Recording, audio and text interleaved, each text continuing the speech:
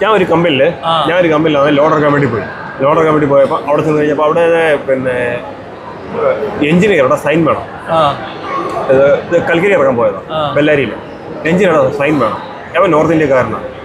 ഞാൻ സൈൻ ചെയ്യാൻ വേണ്ടി അവനങ്ങോട്ട് ചെന്ന് കഴിഞ്ഞപ്പോൾ പേപ്പർ നോക്കി ഇന്നതാണ് മെറ്റീരിയൽ, SA കോളാണ്, ഇന്നാണ് മെറ്റീരിയൽ എല്ലാം മേടിച്ച് യവൻ ഇത് ലാബിൽ കൊടുത്ത് ടെസ്റ്റ് ചെയ്തിട്ട് എൻ്റെ സാമ്പിൾ കൊടുത്ത് ടെസ്റ്റ് ചെയ്തിട്ട് സൈൻ ചെയ്ത് സാമ്പിൾ ഓൾറെഡി പോയി ടെസ്റ്റ് ചെയ്ത് വന്നു.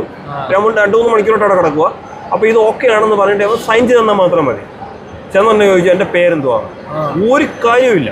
ഞാൻ പറഞ്ഞു സുജിത്ത്. അവന് മനസ്സിലായില്ല. എന്തോ മനസ്സിലായി, എൻ്റെ ജാതി ഏതാണെന്ന് മനസ്സിലായില്ല, മതം ഏതാണെന്ന് മനസ്സിലായില്ല. അപ്പം ഞാൻ എന്നോട് ചോദിച്ചു ഹിന്ദു ആണെന്ന് ചോദിച്ചു. ഞാൻ ചോദിച്ചു ഇതെവിടെ. അപ്പം ഞാൻ വിചാരിച്ചു എന്തുവാ ഇത് ഇതിനകത്ത് എഴുതണമെന്നുള്ളത് ഞാൻ വിചാരിച്ചേ. ഇത് ഇങ്ങനെയൊക്കെ ഉണ്ടോ ആദ്യമായിട്ട് അത് എഴുതണോ? അല്ല ഞാൻ ചോദിച്ചതാ.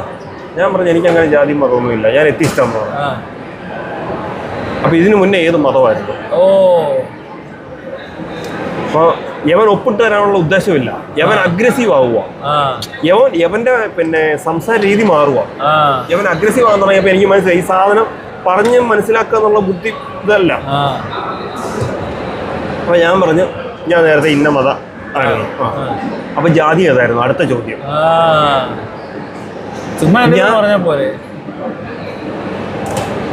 ഞാനവനെ കുറച്ചു നേരം നോക്കി.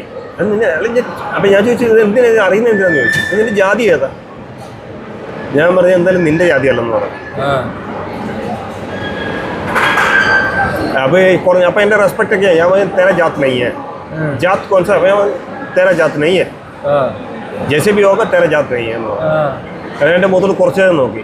അപ്പം ഞാൻ ചോദിച്ചു ഞാൻ നിൽക്കണോ അതോ പോണോ, ഒപ്പിട്ട് തരുമോയെന്ന് ചോദിച്ചു.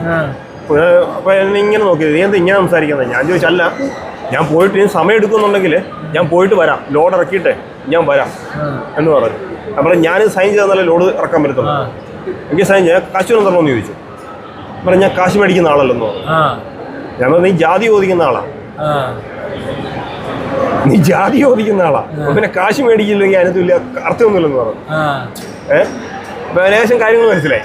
ഞാൻ ഉടനെ സൈനൊക്കെ ചെയ്തിട്ട് അല്ലേ തന്നെ. അപ്പോൾ നെക്സ്റ്റ് സൈൻ ചെയ്തുകൊണ്ടിരിക്കാൻ കോൾ വന്നവൻ സംസാരിക്കുന്ന ഇംഗ്ലീഷിലാണ്. അപ്പോൾ അവൻ വിദ്യാഭ്യാസം ഉള്ളതെന്ന് മനസ്സിലായി. പക്ഷെ കാര്യമില്ല, കഥയില്ല.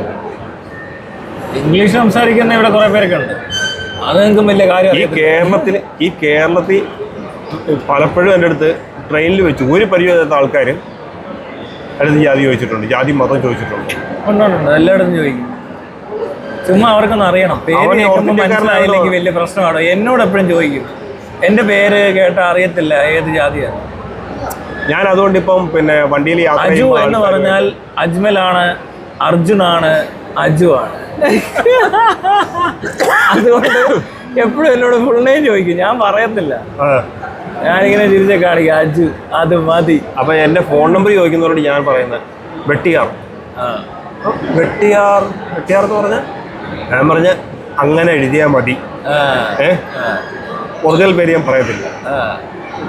അല്ല വെട്ടിയാർ എന്ന് പറഞ്ഞാൽ എനിക്ക് അങ്ങനെ എഴുതിയാൽ മതി. എന്നെ എറണാകുളത്ത് വന്ന് വെട്ടിയാർ എന്ന് പറഞ്ഞാൽ എല്ലാവരും അറിയത്തുള്ളൂ. അതുകൊണ്ട് അങ്ങനെ എഴുതിയാൽ മതി. സോഷ്യൽ മീഡിയയിലും അങ്ങനെ തന്നെയാണ്, എഴുതിയാൽ മതി.